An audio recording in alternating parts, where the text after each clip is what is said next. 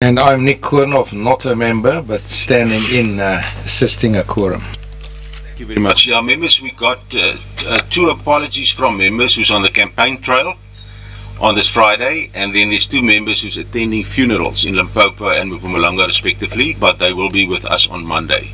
So thank you. Is there any other apologies? No apologies. Okay. I don't know, we haven't received, I think, an apology. Thank you. We'll ask then the department to introduce themselves as well as SAPS. Thank you. Advocate.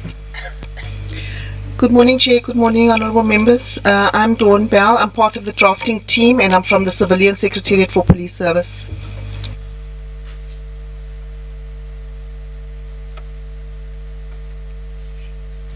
Good morning, Chair and honourable members. My name is Milton Turner, also from the Civilian Secretariat for Police Service. Good morning, Chair and honourable members. I'm Brigadier Bert van der Walt from South African Police Service. Thank you very much.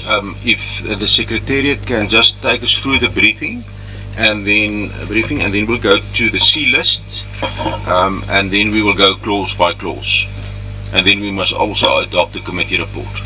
Thank you very much. Who's going to be the spokesperson or woman? Thank you.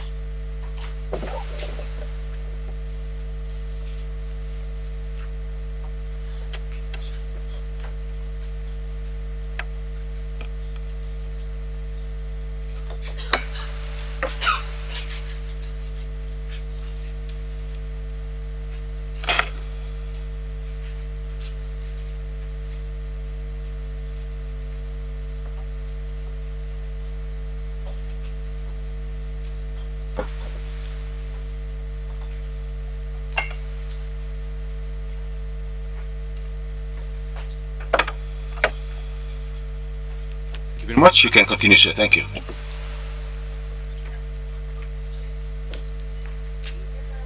I know I worked off my laptop.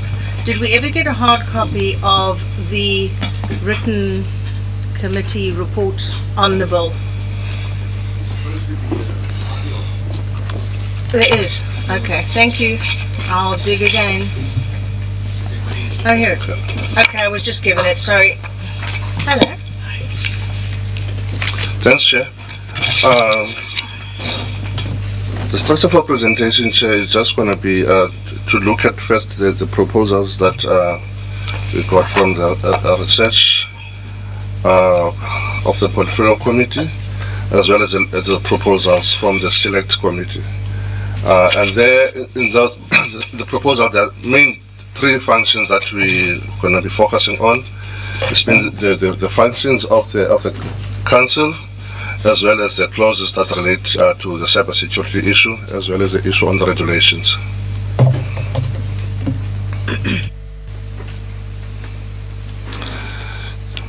Chair, in the definitions, the definitions of cyber response committee is going to be deleted, and that's a result of the issue relating to the cybersecurity bill, that the issues relating to cybersecurity must be dealt with in that legislation, not in this one.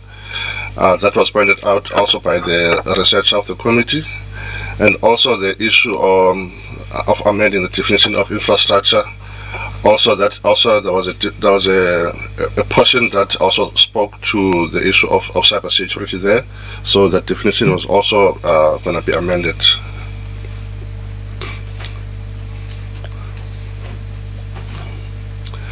Chair, regarding the proposals from the Select Committee, the department met with the Select Committee when this bill was transferred to that other side, and we engaged them from between September up until end of November. And the department is in agreement with the proposals emanating from the deliberations that we as a drafting team had with the Select Committee. One of the issues that was picked up during the deliberations with the Select Committee, there was an anomaly in the terms of frequency of reporting by the Council to the Minister and by the Minister to Parliament. I think it was stated that the Minister must report twice, whereas the Council now is reporting once. So now that issue has been dealt with. They both report twice. And also there were deliberations that were held. The Select Committee suggested that instead of the Infrastructure Council submitting an annual report to the Minister within 3 months after the end of each financial year, they should be reporting on an annual basis to the Minister. That's the clause that was changed in clause 7.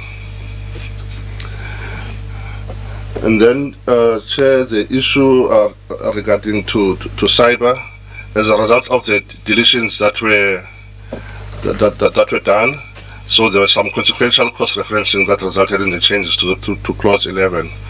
That deals with the functions of the inspectors, as well as the fact that on the 30th of October, the Department of Justice presented a radically amended version of the Cybercrimes and Security Bill to the Portfolio Committee of Justice and Correctional Service.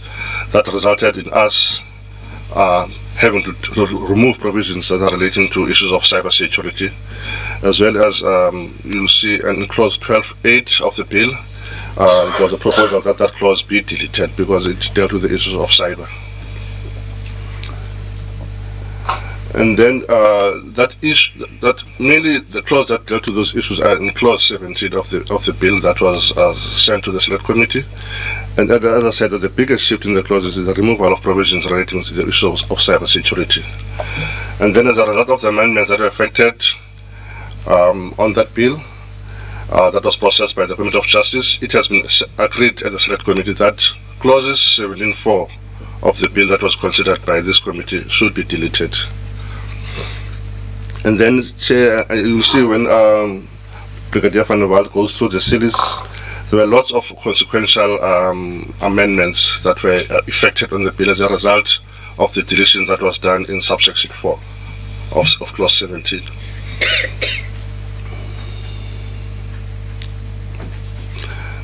Then the next issue also that was affected was the issue of clause 20.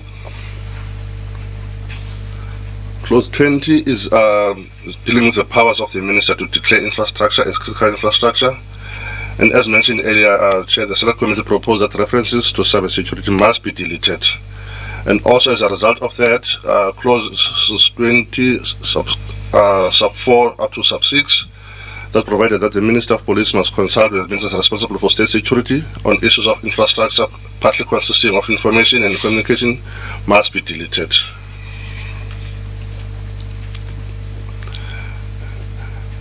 And then, Chair, I think the second last issue was the issue of regulations, that is in clause 27 of the bill. Before the Minister promulgates any regulation, the proposed regulations must be published in the Gazette for public comment. And the bill that was adopted by the Assembly provided that the Minister must also table draft regulations in Parliament for scrutiny before promulgation. There was some discussions that were held at the Select Committee, Chair, about the word scrutiny. The issue was deliberated quite a lot, and it was submitted that the power to make regulations rests with the Minister. And then it was also agreed that it will be sufficient for the Minister to table the regulations for notification instead of scrutiny. And then the Select Committee proposed that the word scrutiny should be substituted by the word notification. However, Chair, in our last session, we noted that the Portfolio Committee prefer that the word scrutiny should remain. And lastly is the transitional arrangements clause, clause 30. In that clause, that's also relating to the issues of cyber. It says that in the event that no legislation on cyber security is in operation, when this act comes into operation, the Minister must consult with the cabinet member responsible for state security to determine interim guidelines on the manner in which application contemplated in 17.4 must be dealt with. by any person performing a function in terms of this act. And as you recall earlier on, 17.4 has been deleted, and also the consequences of this, now this subsection will also be deleted, writing from the proposal agreed that all clauses relating to issues of cyber should be deleted. I think, Chair, that's just an overall changes that have been made on the bill, and now Brigadier van der Walt will take us through on the CBAs. Thank you very much, sir. Brigadier, you can go. Thank you, sir. Thank you, Chairperson. The amendments agreed to by this committee, Clause 1. Number 1 on page 4 from line 35 to omit Cyber Response Committee. That was the definition of the Cyber Response Committee and is a consequential change as a result of the references to the cybersecurity legislation that's taken out. Also on page 5, the second one, page 5 from line 1, after water, to omit the words but excludes any information infrastructure as contemplated in any legislation on cybersecurity. Once again, a consequential change as a result of the references to the cybersecurity legislation. Clause 4, the first issue there is the insertion of the words in the last 2 lines of that specific one. It's a reference to the requirements for the Critical Infrastructure Council private members, and the paragraph reads, preferably appropriately qualified, knowledgeable and experienced in fields that include critical infrastructure protection, risk management, disaster management or basic public services. And then the following words are inserted, which must include at least one person who is appropriately qualified in cybersecurity. That insertion was debated in the Select Committee, and the committee felt that if the references to the cybersecurity legislation is taken out, that at least one person must be qualified in cybersecurity, and the department also agreed to that insertion. With regards to clause 7, that's the reporting issue that my colleague Advocate Ntwana pointed out, where the words submit a report to the Minister within 3 months after the end of each financial year are omitted, and then substituted with on a biannual basis submit a report to the Minister. And this is to ensure that the Council and the Minister both report on a biannual basis. And then on page 9, the second one on page 9 from line 53, after during, to omit the words the preceding financial year and to substitute with the words the period preceding the report. And that is a consequential change to allow for the biannual reporting. Number 3, in relation to clause 7, is a consequential change in the numbering. Number 1 of clause 11 is also a consequential change relating to the numbering. Clause 12, the reference to the Cyber Response Committee is deleted with the omission of subsection 8. Clause 17 is a 1, 2, 3, actually 1 to 16, Chair, are all consequential numbering changes. The committee will note that 3 and 4 appears to be longer insertions, but those were just to correct the references to bring it in line with the other omissions. With regards to clause 20,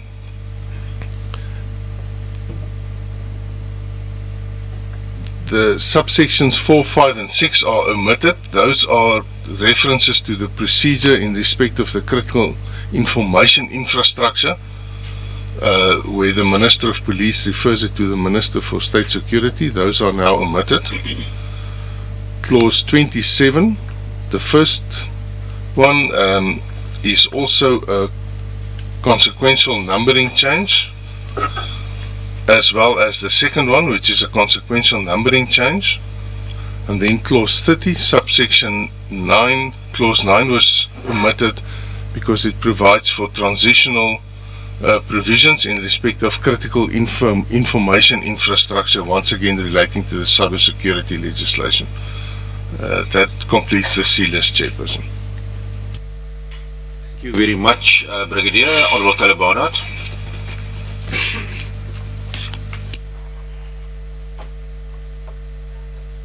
Chair, could I just ask,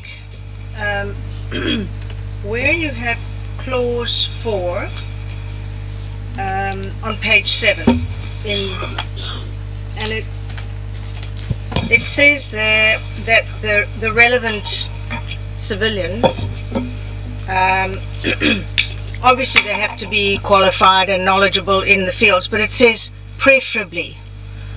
Now, is that not a sort of weasel word that lets you put in people who have no qualifications at all, totally irrelevant to the subject?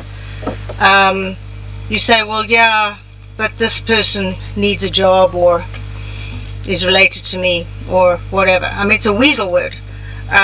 Surely they must be appropriately qualified. I maybe didn't spot it at the outset, but I'm very concerned about it now. Thank you. I think we've discussed it during the deliberations, and maybe the department can also comment. But remember, the onus for the appointment of those civilian members will be on Parliament and the Portfolio Committee on Police.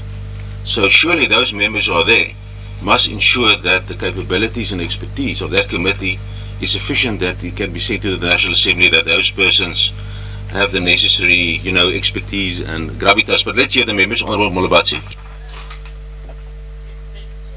I thought in our last meeting, we agreed on this page.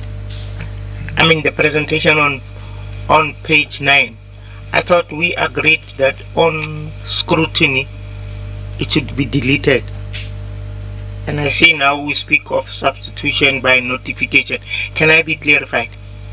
I think that just maybe the other way around. Remember, this proposal, Honourable Molabatsi, from the Select Committee was notification. We from the Portfolio Committee said no.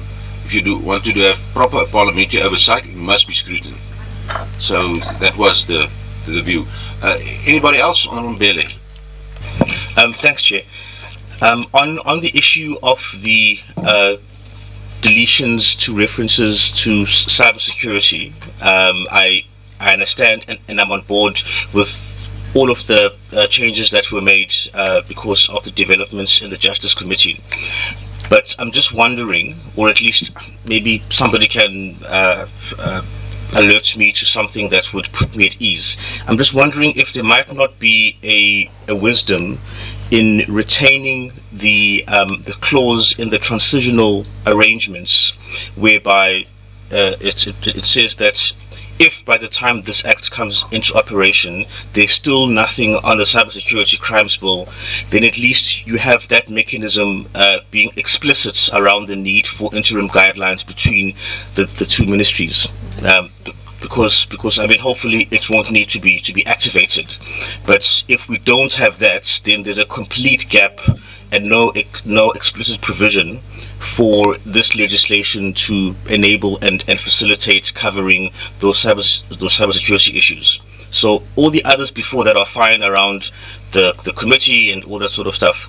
But I think just that transitional arrangements one might be useful to retain, unless the delegation can somehow put me at ease that there's something else that sort of covers that scenario. Thanks, Chair. Other member, Honourable Ramatlakane.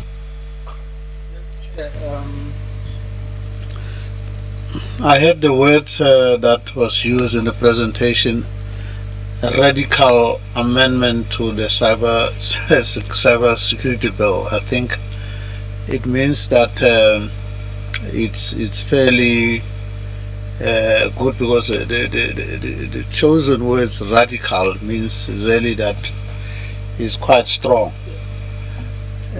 In that event, I don't know if we were to take the Honourable Mbele's point on board, what would be the other consequential of adding that in the transitional arrangement, because it may well mean that it is not only that you add. There may well be all other issues that you may say in the transitional period, this must then be performed based on this particular bill.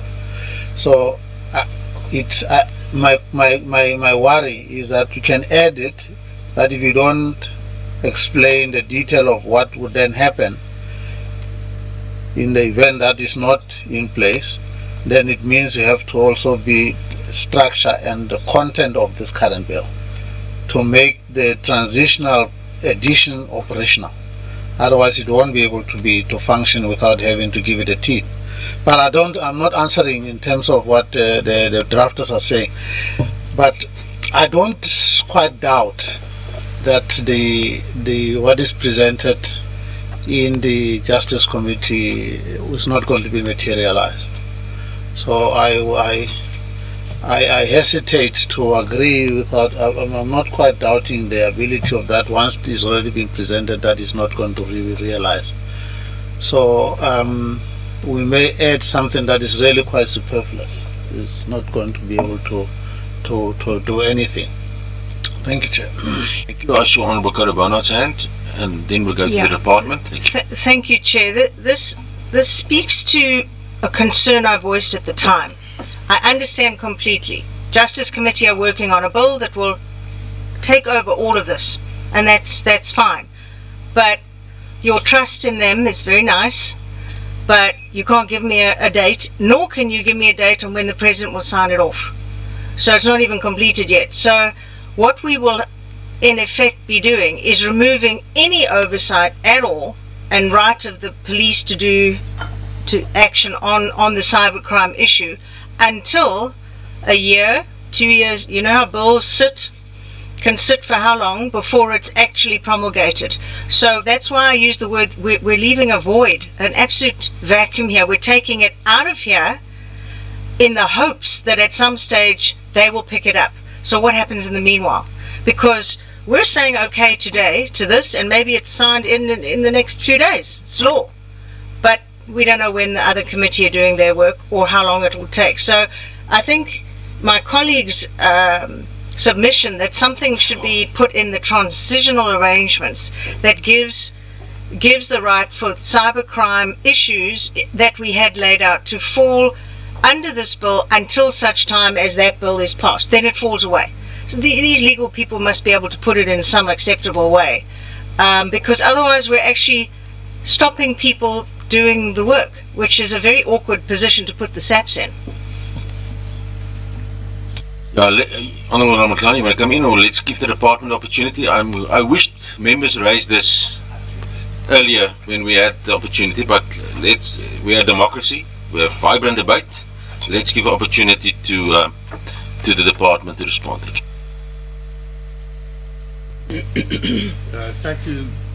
Thank you, Chair and honourable members, for the questions. I think these are very pertinent questions.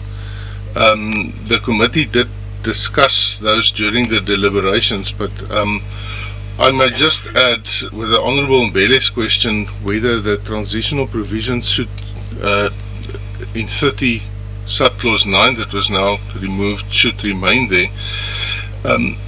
One must keep in mind that the State Security Agency will also have a representative on the Critical Infrastructure Council in the first place. But in the second place, in terms of clause 12 rather, it provides for ad hoc committees that may be established by the National Commissioner. Now the practice at the moment is that there is such a committee between SAPS and SSA that committee deals with these type of issues on a very operational level. So they are being sorted out at that level, and I think when the regulations are drafted, there will certainly be provisions for that committee to function as well. I had extensive discussions with the law advisor for the Justice Committee on the cybercrimes and cybersecurity bill, and there were several options available. The first, one of the options, rather not the first option, but one of the options was to include all references to cybersecurity information infrastructure in this bill. But obviously that's not a function of the police or the Minister of Police. It remains with state security, so that was not a viable option. The second option was to remove all references in this bill, and then when the cybersecurity legislation is before the Justice Committee, that there be transitional provisions in that bill to link it up with this. Well, this will be an act hopefully by then to link it up with this bill. So we will just be doing it the other way around, so that that bill will then link up with this one in that legislation.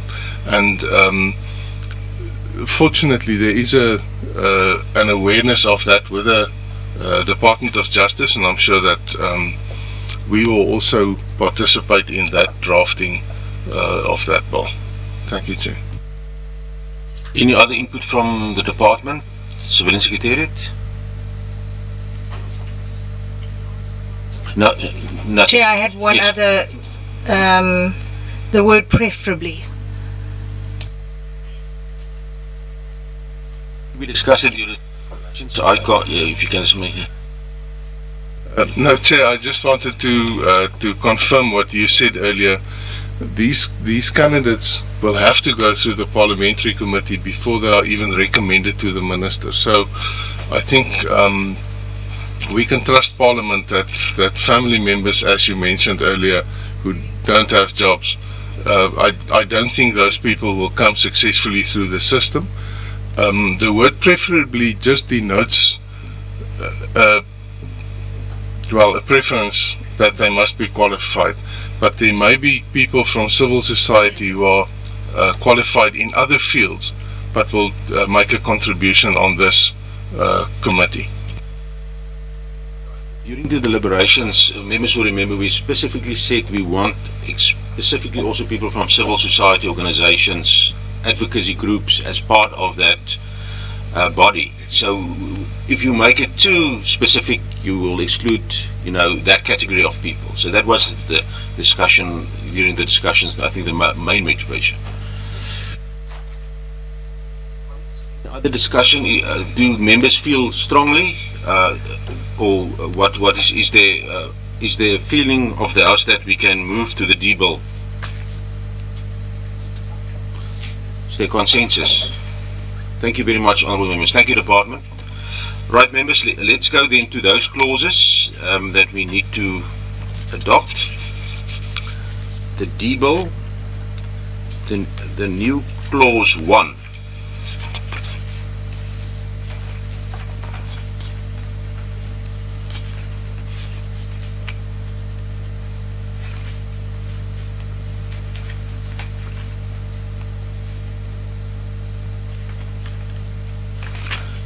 Right, can we get the proposal? Thank you, Honourable Robert Lakani. Seconder. Thank you, Honourable Molabatsi. Then we move to clause 4.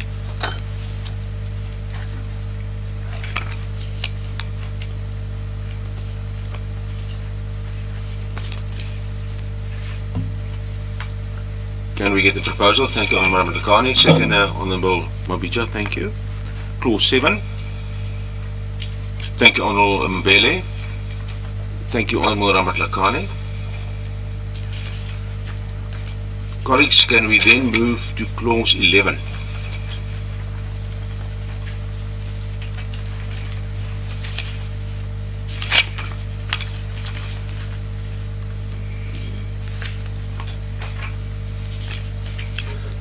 Thank you, Honourable Robert Lakani. Seconder. Thank you, Honourable Molabatsi.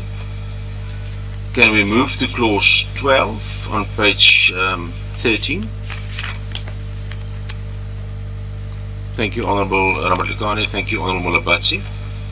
Colleagues, then we move to clause 17, the new clause 17.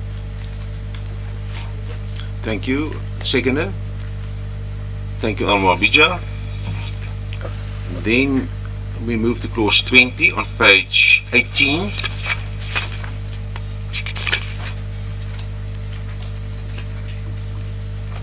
Thank you, Honourable Molabatsi. Thank you, Honourable Ramatlakane.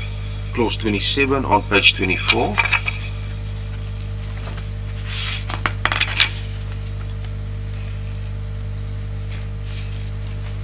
Proposal, Honourable Molabatsi. Seconder, thank you, Honourable Ramatlakane.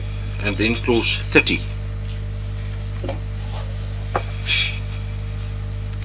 Thank you, Honourable Ramatlakane. Seconder, thank you, Honourable Molabatsi. Can we then put the bill as a whole? Thank you, Honourable Bailey. Thank you, Honourable.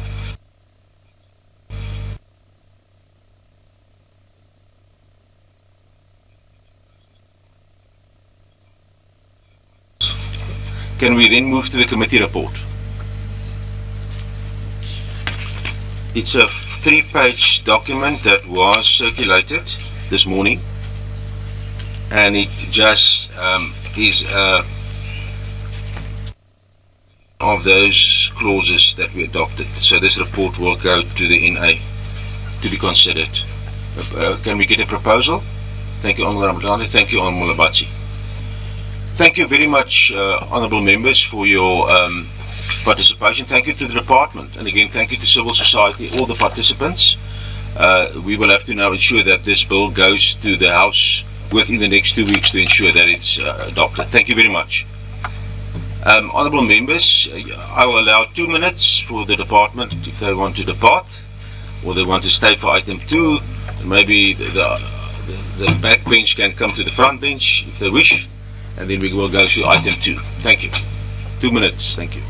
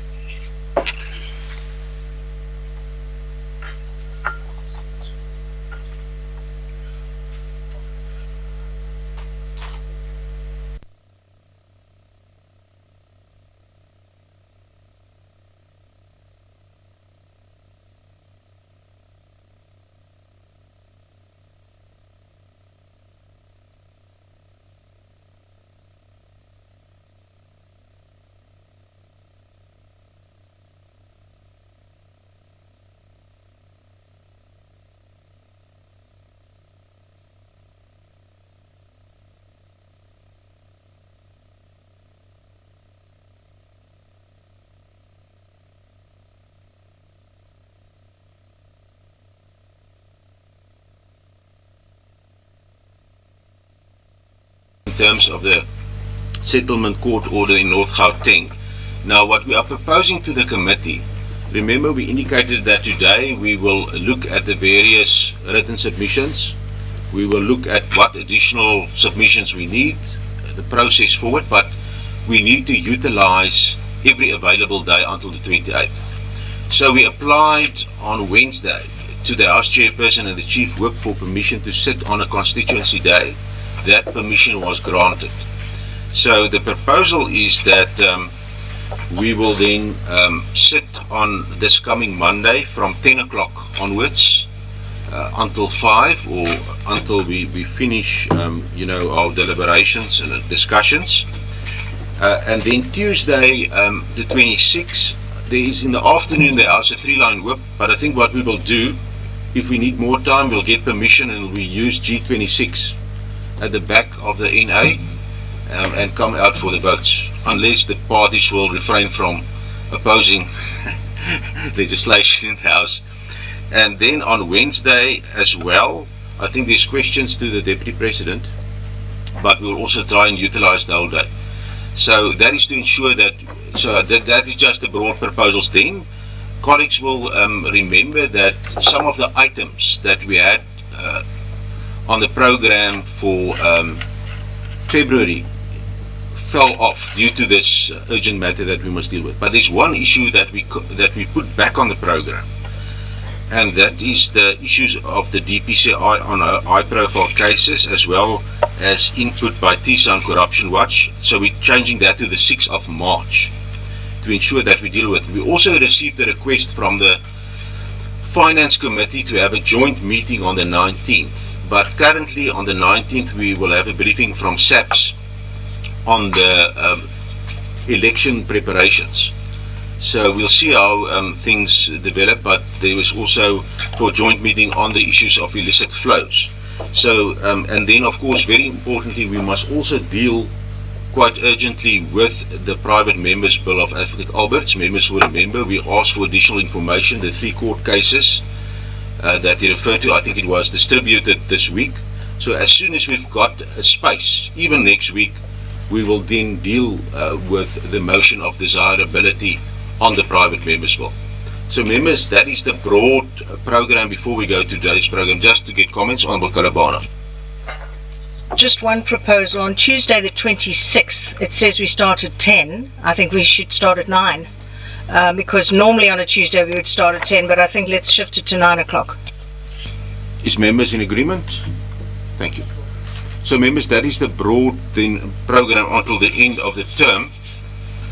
Of course, if there's any urgent issues, we will deal with it. But we also again included the issue of recruitment, and remember we were destined also to have a briefing on the turnaround at crime intelligence, so we also shifted that to March to ensure that we still deal with it before the end of the term. So honourable members, that is then the broad program. Thank you very much for your input. Now members, just to go back to our program that we had set out for this process, just to indicate where we are, and then to deal with a number of issues.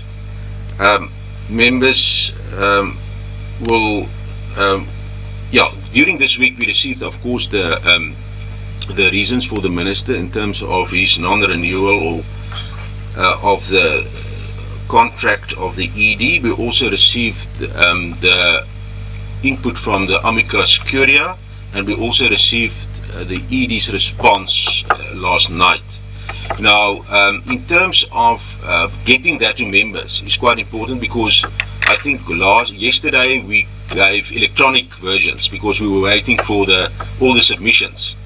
I think Mr. Lobby has been able to get the bundle ready, but I don't know if all the documents is there yet, but we'll go through it now, and just to make sure that every member is got copies, because colleagues, what we said from the beginning, this process is going to be very important that it should be procedurally but also substantially be fair.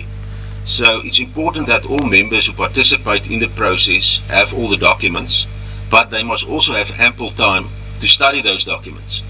So it's going to be very important that when we go through the documents, if there's anything that's been left out, let's get that. And then the second step for today as well, after we're going just cursory through the documents, is if there's any other information that we need from the relevant role players, that we give an indication during the meeting today what additional information we need, so that they can submit it by close of business today, so that we can also study that during the weekend.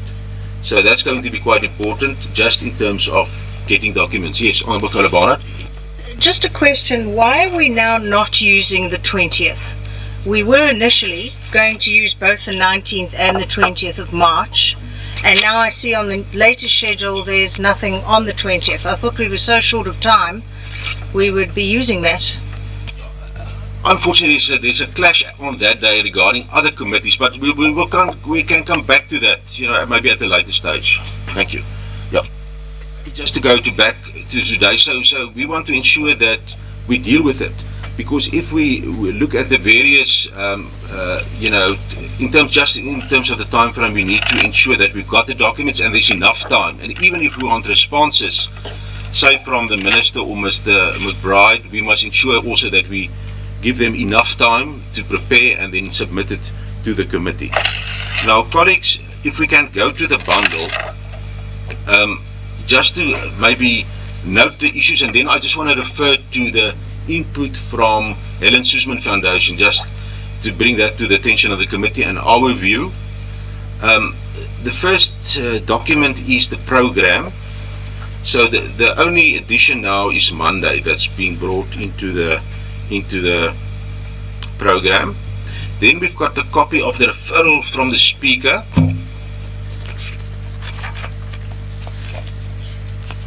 Then there's the correspondence from the Minister regarding the non-renewal, a letter from Mr. McBride to the Minister. Then there's also a letter to the chairperson of the committee. There's a letter from Minister McBride to the Speaker and to the committee. That is then number 3.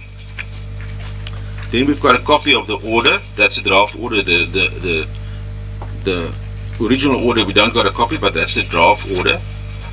And then we've got the response from the Minister, and I think there's about 6 annexures that was it's part of that document. So all members got that. Then the response from Mr. McBride. I just want to know, do we've got already the written copies? We've got the main submission, except the annexures. Okay. Is the main copies available? The main submission available? Yes. Okay. So the main submission is available, but we still need the annexures, although it was electronically, transferred to all the members last night. So I just want to ask the Secretary to make sure that, and especially those members who are not here, that they get those copies in time. Then the Amici Courier, that we got the input from Helen Suzman Foundation and Corruption Watch. Then the contract of employment.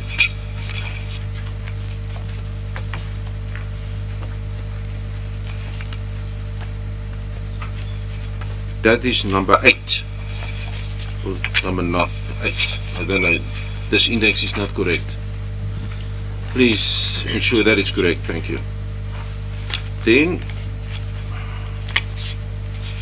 we've got a copy of the NA rules with regard to committees. I think it's just for members' convenience. Of course, members got their own copies of the rules.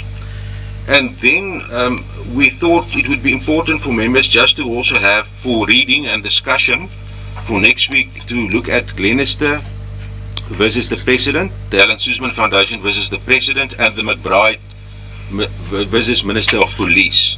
All these 3 cases discuss important issues. Of course, if there's other case law that members feel that we must make available, let's do that, so that members can have a look. And then we've got a copy of the IPID Act, and specifically, of course, the relevant sections that we have to look at. Right.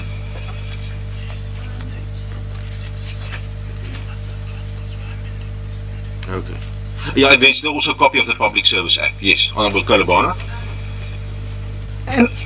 Unless I'm missing it, it came through quite late last night, so maybe it's still being printed, but the McBride rebuttal to these allegations, which goes through very clearly and has already gone through the Public Service Administration people who've negated all of these accusations that are now being flung around all over the media, everywhere. Even the speaker says, oh, look at these allegations, without being told they've already been dealt with.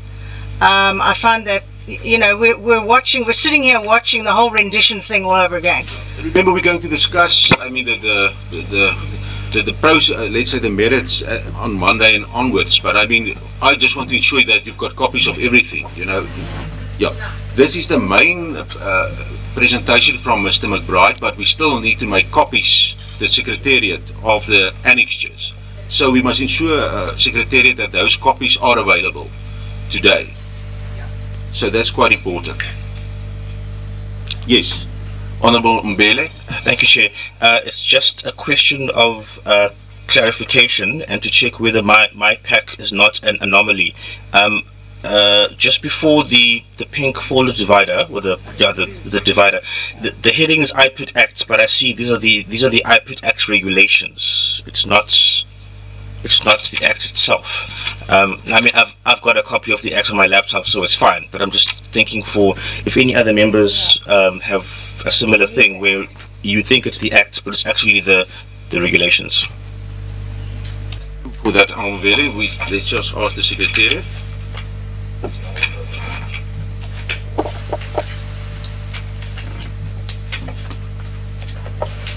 Yeah, indeed correct. So can we just maybe ask the Secretariat to immediately get a copy, please, of the IPID Act for all the members. Thank you. Right, any other members on the correctness of the bundle?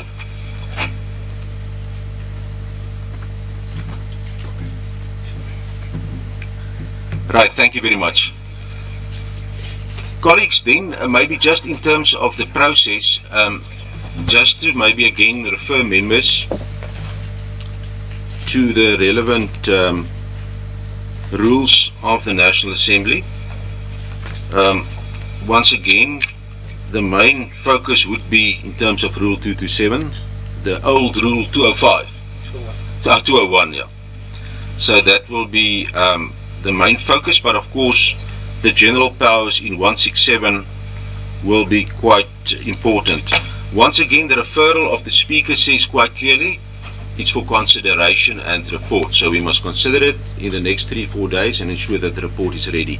Now members, I just want to turn maybe to the submission from the Helen Suzman Foundation, that we can I just want to speak to that. Now members will remember, I maybe first want to say I want to thank the Helen Suzman Foundation as well as Corruption Watch for the input. We really appreciate it, and what was quite you know, heartwarming, it was on time, and it is, you know, we received it within the timelines. Now in terms of the submission of the Helen Suzman Foundation, it is quite clear that they take a different stance than the order that was made by the court. They are of the view that the Portfolio Committee on Police can't deal with the matter. And I just want to get to my copy here.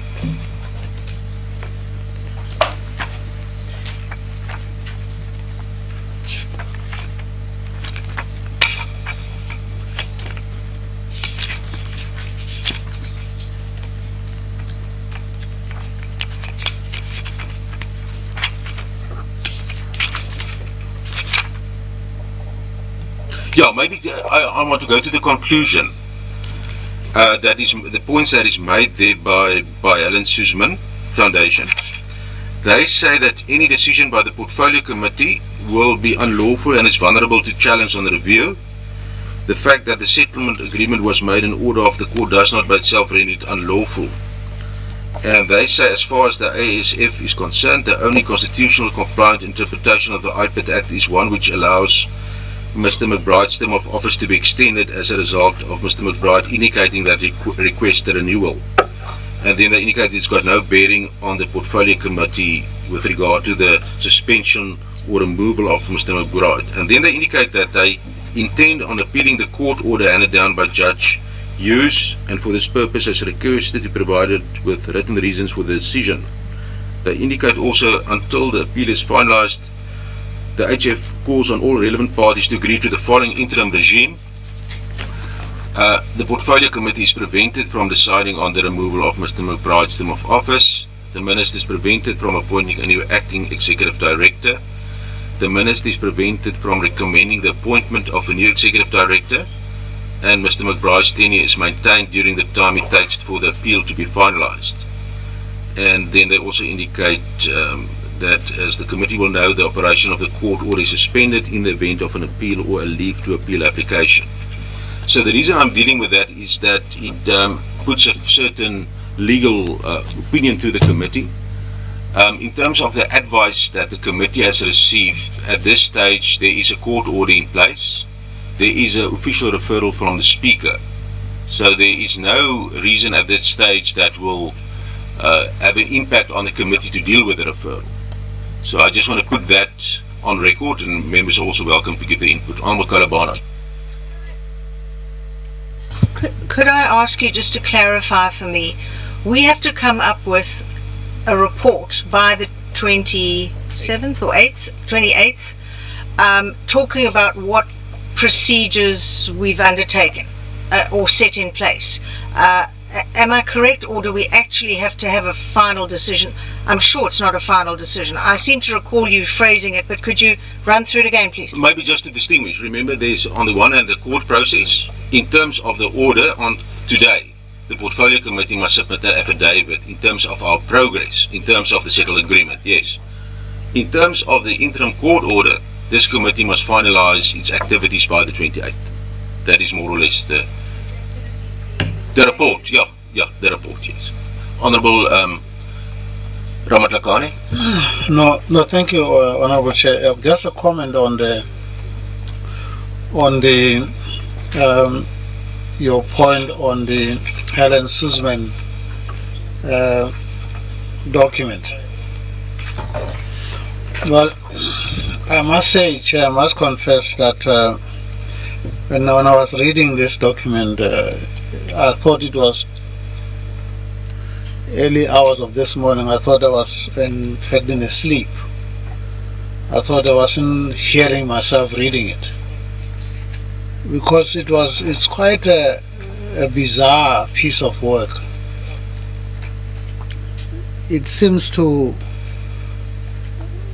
appropriate, even it basically says even this order in terms of what court has done is wrong. Their only conclusion is that their viewpoint as put on the paper is a correct one. So I want to agree that certainly we have a responsibility. In fact, we have been directed. Part of the affidavit today that you are talking about has to tell the court what have we done and what are we going to do up until the 28th. Now, Helen Suzman, in terms of their view, they say we shouldn't do anything. We should in fact go to court tomorrow or today with affidavit and said we can't do anything. We have no jurisdiction over this particular matter, even though the matter has been referred to the committee in terms of Parliament, the rules in terms of the Speaker properly. There's a proper procedure that has been followed here. I don't think, Chair, and I want to make a submission that we are not bound by this submission from Helen Suzman that we must not do anything. We are bound by the rules of the House, and we are bound by the draft court order of what we need to do. That's why we have this 28 date that we need to meet. So I just want to suggest that we note their views, it's there, but we don't quite agree with it. We should proceed in accordance with our program. Honourable Mbele, welcome. Thank you, Chair. I mean, the difficulty with this matter, since it surfaced with the Minister's initial correspondence with Mr. McBride indicating his intention not to renew, is the fact that the IPID Act is not clear or explicit on the procedure or mechanism for renewal of the ED's contracts. It only speaks to appointments and, as now amended, removal. For me at least, created an ambivalence of being uncertain as to whether or not, or what role the portfolio committee would have, because it's not laid out clearly. There's an argument to be made that because the committee plays the confirmation or rejection role in the appointments, that could be extended as it applies to renewal. And another part of me also hears what the Helen Suzman Foundation is at least speaking to in terms of principle around ensuring optimal independence and integrity of the ED's position, and that's at least raising questions around the proposed course of action going forward. And so that's why I would just like to re-emphasize the point that I made in the previous meeting on last Thursday, which is that because, as the foundation indicates, this matter would be open to legal review, this committee's process in rationality, in procedural integrity, as well as substantive deliberation, has to be absolutely on point. We really don't want to open ourselves up to the risk of being party to another litigation case that will leave us with egg on our faces. And so, although I know some of the colleagues on the committee are sticklers for the 28th February deadline, I want to say again, there is provision in the High Court order for us to make submissions as to whether we require a further period on our determination in relation to the Minister's position. And so I really want to say, if needs be, and I suspect it may get to that, we can make use of that to give ourselves more time before 28th February, so that we don't further down the line end up with headlines that leave us embarrassed in courts. Thanks, Chair. Yeah, no, I think I agree with Honourable Mbele that, I mean, our approach is going to be from this table that from a procedural and substantive perspective, everything must be correct done. We must canvass all related information. Any information that must be made available to the different parties, they must have an opportunity to respond. There must be ample consideration of all the matters. So that's quite critical. We're going to do that quite effectively. I think maybe if there is any other member, because I want to maybe go now to the presentation of Corruption Watch, which came up with, I think, very useful and valuable process proposals that I want to maybe bring into the process. Yes, Honourable Kalabana. Considering the gravity of this and the various people being phoned and asked to support certain areas or not, could I ask that perhaps we do what we've so often done in this committee and ask our researchers to draw up a document which gives us the input summaries from each, I mean, we have the McBride versus Minister of Police and another, the ramifications of that, etc., in a single document, so that we can compare as we've done with most other legislation we deal with. But I think this is the equivalent, frankly. But in terms of the court cases, of course, there's a court summary in terms of the case law bundle. So I mean, that would be maybe the way to go. But of course, we will look at everything. Members, other input, Honourable Ramatakani, then I'll come to Honourable Malabatsi. Yes, thank you. I did want to just give Honourable Mbele comfort that the issue about some members stickler in terms of 28, we will cross the bridge when we get to it. If we as a committee are unable to finish, on the 28th, we will say as this committee in session that we are unable to finish, and therefore it's reasonable to ask extension. But it's not something that we can start with to anticipate that we're not going to finish. So we will be flexible in engagement around whether there is we're doing substantive work and whether we're meeting the timeline. On the other part, I think, Chair, I actually wanted to suggest that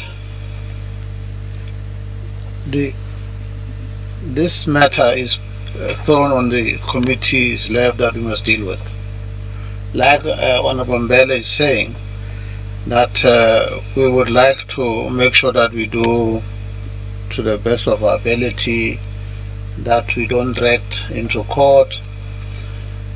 I am hesitant, even though I'm a bit persuaded, but I'm hesitant to ask the committee research to use her own view in summarizing what seems to be a minefield for me. A whole lot of things that are said here, that she now needs to sit down and make decision of what she summarizes for us. It may just get us into some tunnel way of which I think let's read the papers, let's deal with the matters as on the document. I think Minister's point in McBride, and let's deal with the annexes. I don't really, I'm hesitant to ask the good doctor there to go and put the teeth in everything else and come up with what she may think it's a correct, and leave out something that may be important. I'm trying to persuade Honorable Kolobana that perhaps it's upon us to put our teeth in this, not asking anybody to do it for us, and then that person end up into hot water, having left something out which is important in the process of summarizing. That's just my plea. And then now I will give the opportunity to Honorable Mulapatsi. So mine is just to say, let us relax and give the process time to unfold, and avoid a situation where we already start as if we are panicking and declaring our desires for the outcome of the thing. Let us relax. Thanks, Chair. Honorable Mabija, and then again Honorable Kolobana. I also would like to indicate that and stress and emphasize that we do not need to cross the bridge before we come to it. So as this committee, as Ramatlakane said, Honorable Ramatlakane said, we need to use what we have now before us. Other things will come after we have done the right thing as honorable members, to take a sound decision according to the relevant papers that we have. The nitty-gritties of this and that will come after we are done, after the 28th, after we have submitted everything that we are supposed to. There's no extension, according to my understanding, that is needed. If had we have the Honorable Mbele read the IPID Act and found that there's this and this and this, he was supposed to have done that long ago, because it's now 5 years expiring, and we don't have to waste time as honorable members of this committee to do the honorable thing, to do right, to use what we have now, as of now. Your inputs, your whatever, or will come after we have done what we are expected to do as members of this committee. Thank you. Maybe Honorable Kolobana. Yeah, unless person might have found what the Honourable Ramatlakane said extremely patronising, but I'm sure he didn't mean it that way. I just wanted to say our researchers are probably the best researchers in Parliament. They have led us through legislation and difficult times. They have never slipped once ever. So to suggest they may take some kind of decision to leave certain things out of a research document, I think was extremely insulting. And because they can't stick up for themselves, I'll do it. So please, show some respect for people who work a lot harder than we do, frankly. I will prepare my own document, as I always do and have done for 15 years, but really, don't. No, Chair. I don't want to do a mini debate. I want to go through the process. Honourable Molabatsi and then Honourable Ramatlakane. Yeah, thanks, Chair. You see, Honourable Kalabanat is trampling on you know, you can't, we all have researchers and they are all very, very good. We can't allow you to tell us of your good researchers and what. That is unacceptable, Chair. I thought you were saying your researchers. These hours. Okay, no, I understand. You see, thank you, Chair. Right, thank you, Honourable Ramatlakane. Thank you. No, Chair, I think I have a right to respond. The suggestion I'm making is never intended to attack the researchers. So, Honourable Kalabanat must not stop her views in my mouth. I've never said that. All I'm saying is that that's not the job of the researchers. I'm saying these matters that has been presented, let's read it. Why should we want to ask the researchers to do the work for us? Let's do it. And I'm not necessarily impugning their integrity. To suggest that is simply not on. I stand rejected, actually. Thank you. Honourable Mbele, you covered, yeah. Maybe the discussion now, when I read last night some of the documents, there was one paragraph in the submission of Corruption Watch that I think is applicable to this mini debate.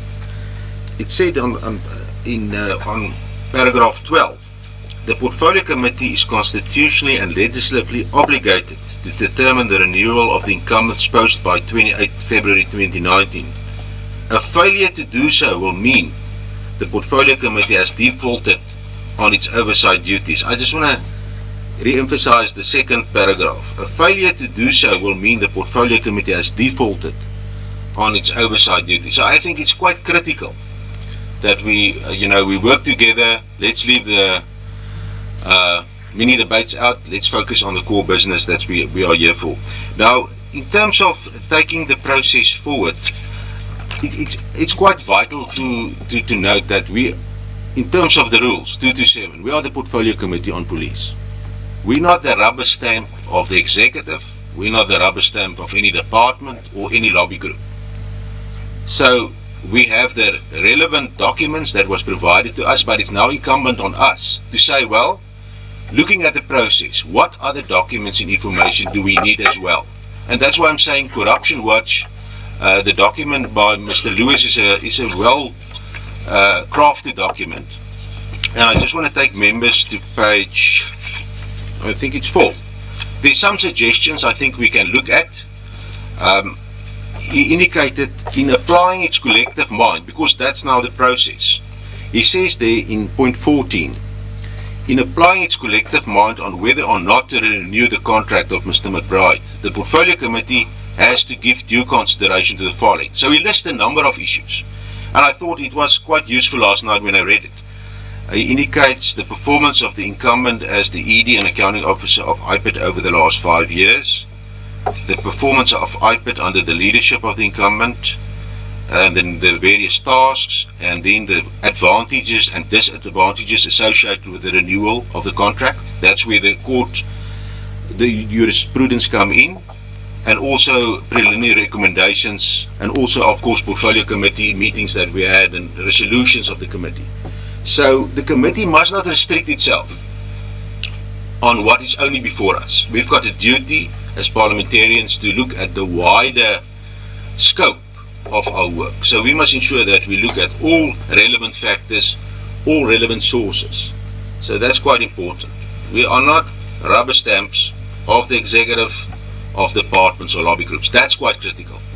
So in taking that forward, honourable members, and I know you only received the documents last night, but is there any other documents or relevant information you believe we should ask from the Minister, the ED, or related parties, that we can have it by 5 o'clock, so when we start on Monday, in terms of our serious deliberations, that we have that with us, we can study it over the weekend. Honourable Cole Barnard. I think I read at the end of the Helen Sisman Foundation, they're taking something or other on review. Where does that leave us? We remember we already dealt with this point. We already dealt with it. I think. But we think it's irrelevant.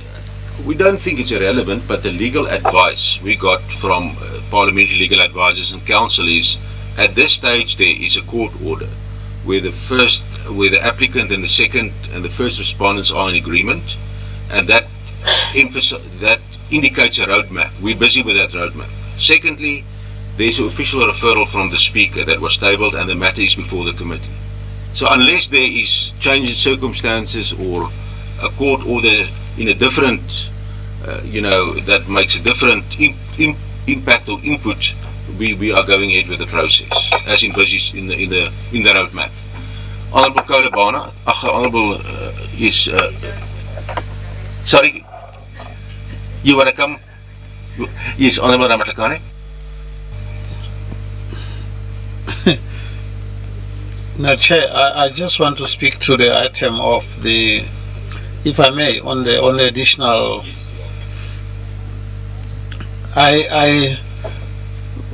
In trying to peruse the document, the 400-page email that was emailed, I thought that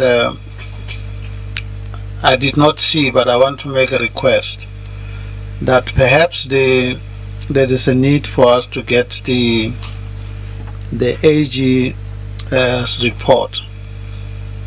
AG's report in particular that dealt with the number of issues in the IPID, in terms of the IPID annual reports, and we do need the notes, the briefing notes from the AG. We do want that the information in the briefing note had a lot to deal with the issue of governance. It's part of that. The issues of leadership is part of that, and more importantly, the issue about the financial management as well as part of that area. If we can source that kind of information, if it could be made available. The second information I did not see in the document is we as a committee over a period of time we had something to say about various department agencies that report under us on the BRRR report. If we could be given copies of the BRRR report, particularly when we're dealing with the issues about the annual report and the issues about the program and what has happened. Thirdly, if it's possible, but it should be possible given that what we are dealing with, there was a policing, the research work that was done, policing research by our researcher here, that did the assessment, number of assessment report that was done in terms of the department, including the IPID. If that could be made available also by close of business, and I'm looking over my shoulder, then Chair, the one area that I think we should get, I don't know who's going to give this to us, the latest security clearance of the ED, if that could also be made available. The second last for me is this: the minister in the submission has a phrase that he reserved the right to give additional information. If we could ask that the minister also, perhaps by close of business, he provide the committee with that additional information. Specifically in that additional information is a whole area of the management and management accountability, all those kind of things that deals with this. If you could make that available. And then the last point for me is this: I saw the ED's document and the rebuttal. I was reading it last night, middle of the night. I wonder if you couldn't ask Chair that we get copies of the applications. There are 3 applications that were made by the ED to the post of the National Commissioner of Police, the head of Hawks, as well as the crime intelligence, head of crime intelligence. If we could get those copy of those applications. Meaning court applications? No. Or what are you? Application to become a head of the police. It's a Z83. What is it called? Z83? Z83 or something else. Those set of applications. What 3 institutions? Can you? The Secretariat must just note it. Yes. So police. Okay. Is the Hawks, and I guess they are SSCI. That's for me the completion of the list. I just want to make sure that we've got the whole list of and just maybe number it, because and also then make it part of the bundle. Honourable Molabatsi, then Honourable Mbele, and Honourable Kolobana. Thank you, Chair. You as well. You covered. Thank you, sir. Thank you, Chair. My list goes as follows: a copy of the performance agreement of the ED, including key performance areas, and copies of annual performance assessment of the ED for the last 5 years. My next one is dates of annual performance assessment. My last one, copies of outcomes of annual performance assessment. Thank you, Chair. Thank you, Honourable Mbele. Thank you, Chair. Honourable Ramatlakane's inputs actually just reminded me of something that's had occurred to me yesterday, but I've forgotten so far. The one related, call it ball, that has been dropped unintentionally because of this urgent matter landing on the committee's laps is, you'll recall that in a previous version of the committee program we were supposed to receive a briefing from the IPID as well as SIRA and other entities on updates of their high profile cases, and that kind of progress updates speaks to the performance of the departments.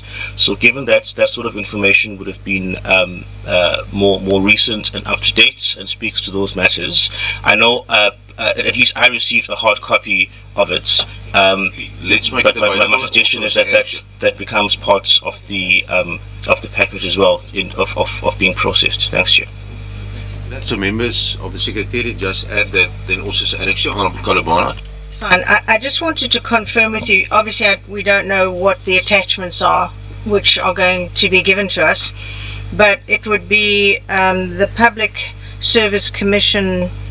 I'm reading on page 6, Public Service Commission's letter, submissions that the IPID made to the Public Service Commissioner, and then the letter saying the allegations were unsubstantiated. So that's 3 attachments. Are there others that are attached that will be given to us?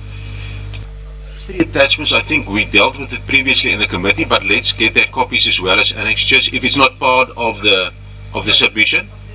But we have it, I think, as a committee. Yeah. Anything else from your side, Honourable Kalmana? Okay. Right. Any other members on? Yes.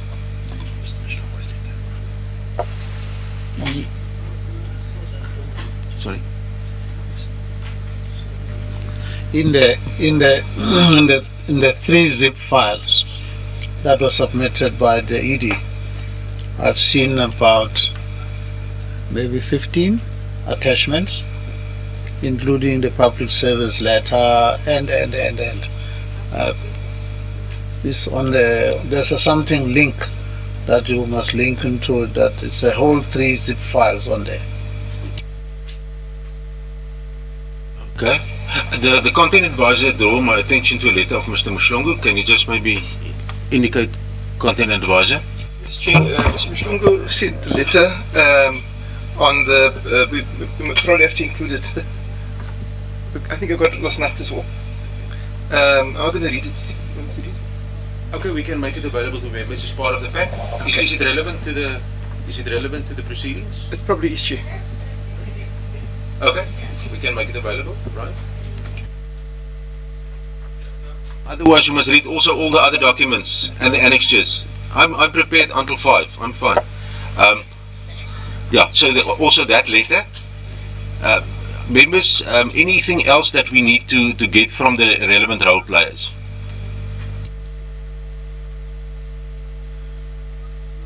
Honourable Ramatlakane? I think, in all fairness, in the opening paragraph of ED's response, he speaks about the hasty that this thing, as he was under extreme pressure to prepare the responses.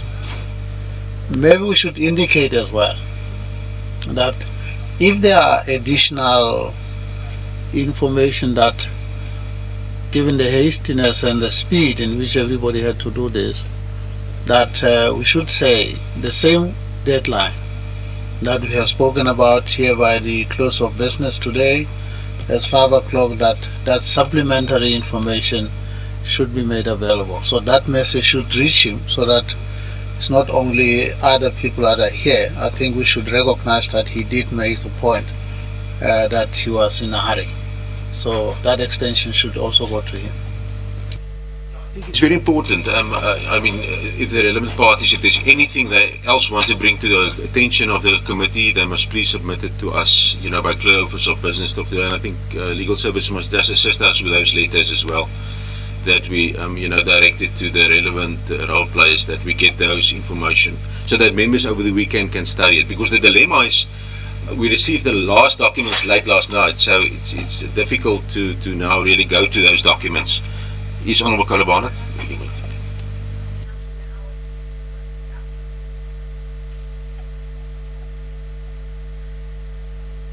Colleagues, so there is agreement then on to get those documents available to members by 5, and also those members who are currently not with us, we just ask the Secretary to ensure that it's also sent electronically to them, and also ensure that we update then the bundle with regards to Monday's discussions. Right, colleagues, in terms of further process proposals at this stage, Honourable Ramatlakane. Dispense, Chair, with all the additional information. Perhaps if we could just finalize the procedure of then Monday, what then happened, what the procedure. I had, in a reading of the ED's document, there's a couple of sections in the document where specific plea is made for the consideration of the committee. perhaps I want to comment on it, if I don't know when I should comment on it. I want to now, let's say finalize the framework for our work for the next 3 days. So you're welcome. You can go ahead, sir. Thank you.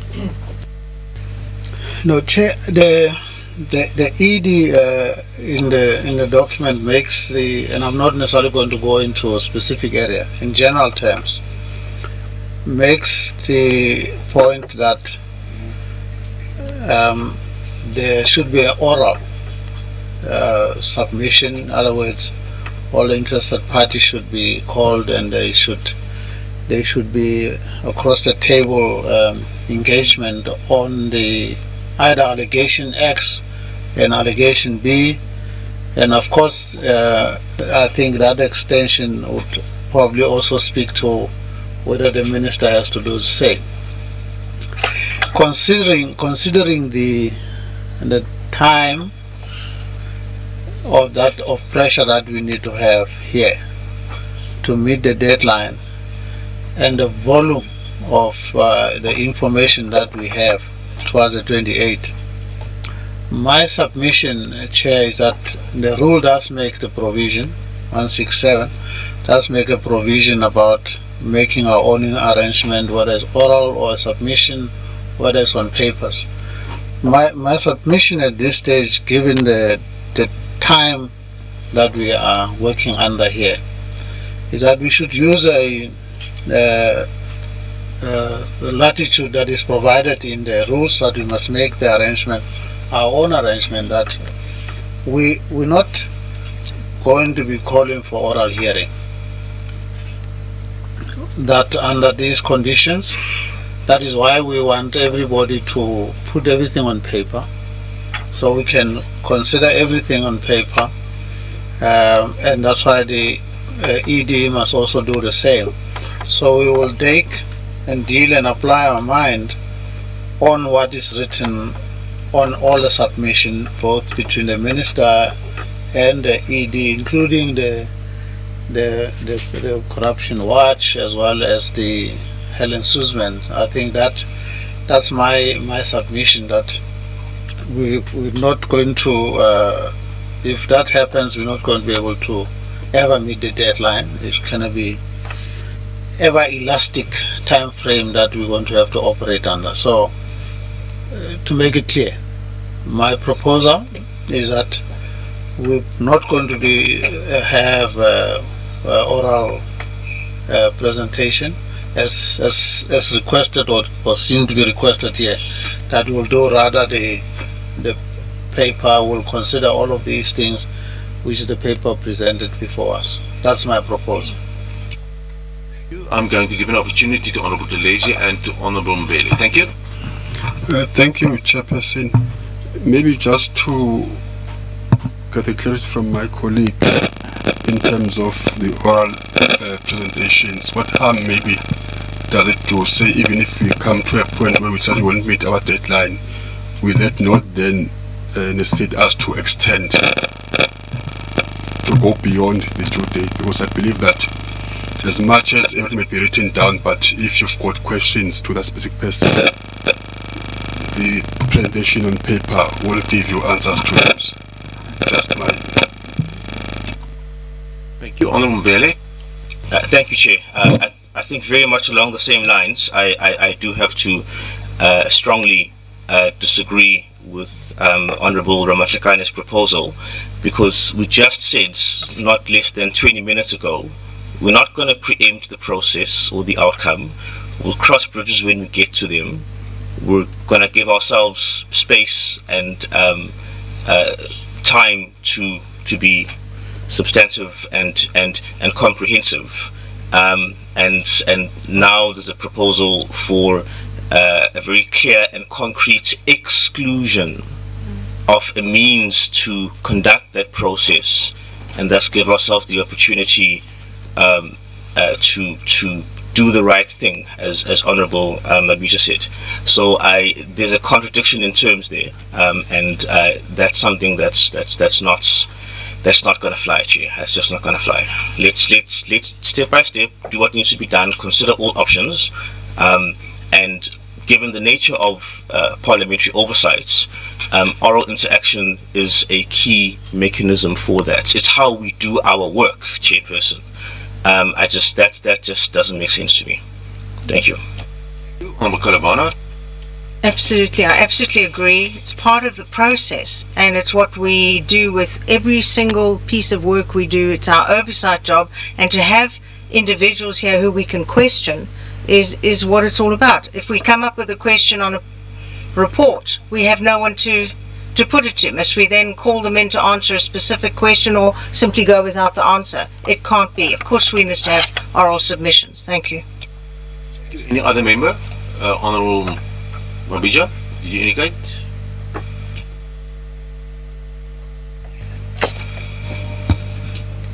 I wanted to say this, that the oral thing, part of this process,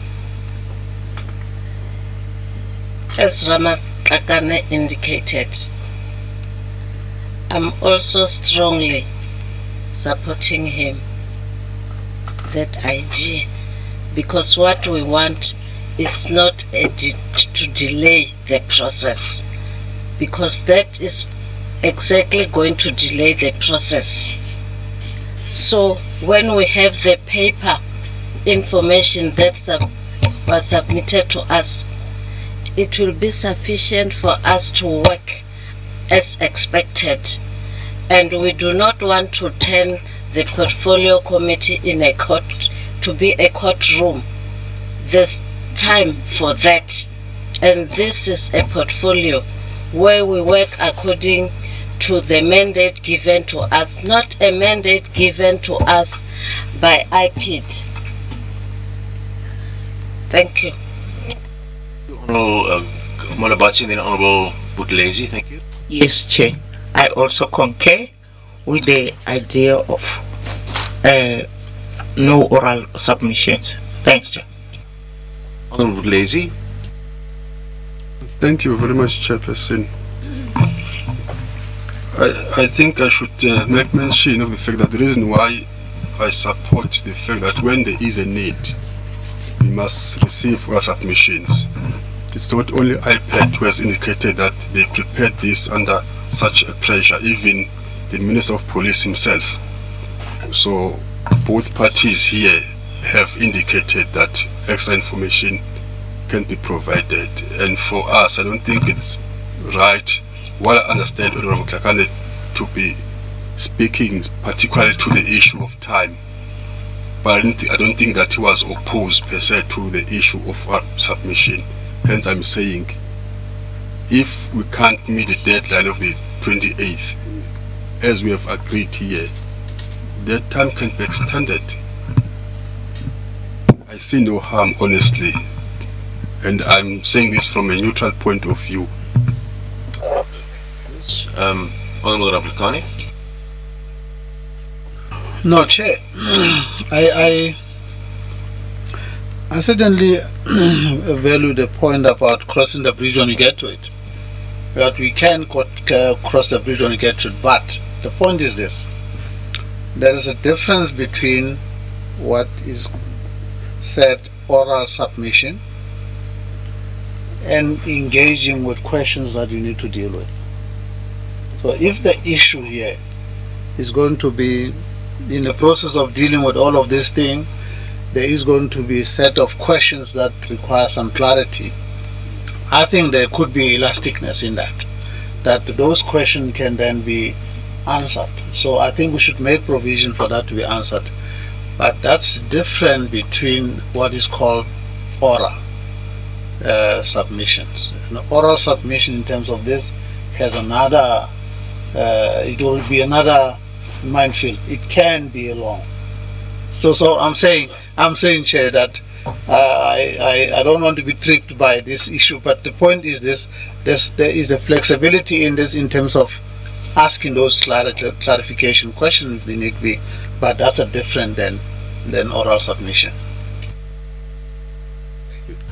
Maybe just to get an indication from you, Honourable Ramadlakani, do you want to take that matter now further, or should we maybe ask legal services in terms of Rule 167 just to look at that, the issue of only looking at written submissions and so on, you know, in terms of appropriateness? Is that fine?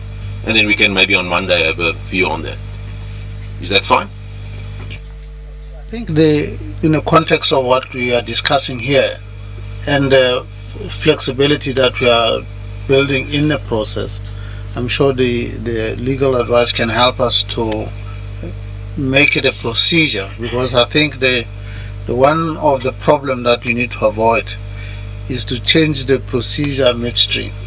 We would have to be clear about that procedure that we're going to follow. If the procedure in it, there is a mechanism built into that clarification, some of those questions that must be done, they can help us with that to say this is going to be the procedure.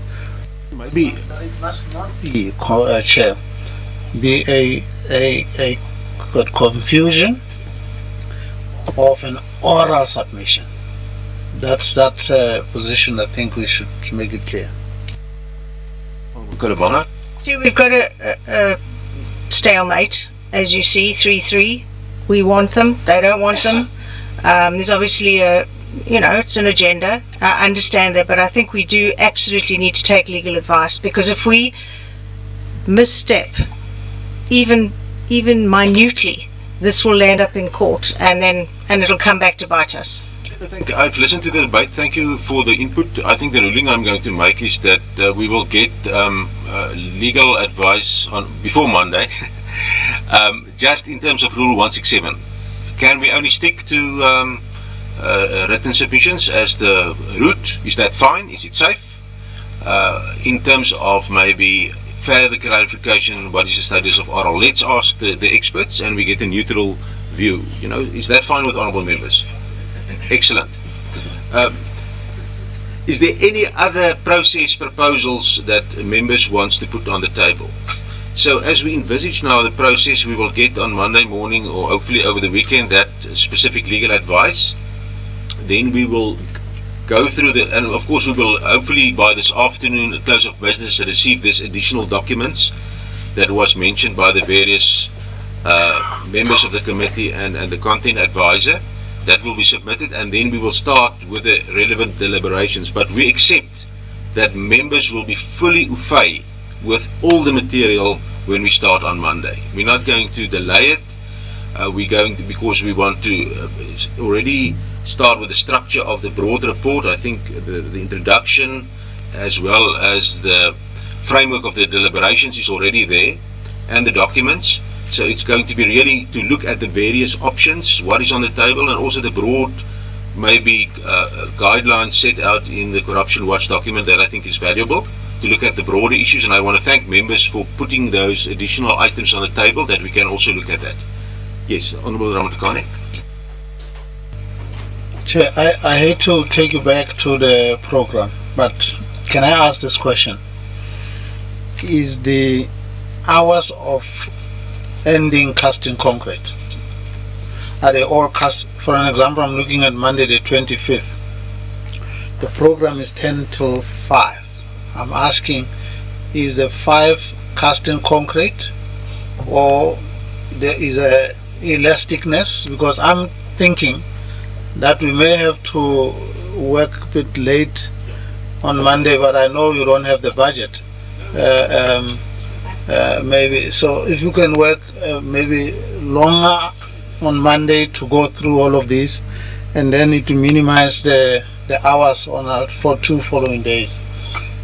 So I suggest that Monday becomes a longer day, and I hate to put the time, but I think we can go to midnight. Let's just go until midnight. Yeah. Lazy.